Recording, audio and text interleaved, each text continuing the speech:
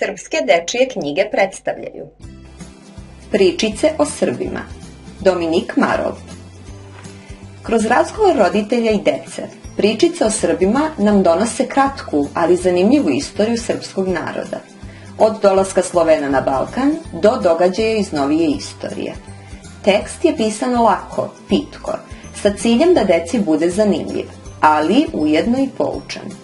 Autor je vodio računa da deca, učeći o istoriji svog naroda, usvajaju i prve društveno-istorijske termine, pa se kroz tekst stalno provlače definicije, objašnjenja šta je to narod, država, himna.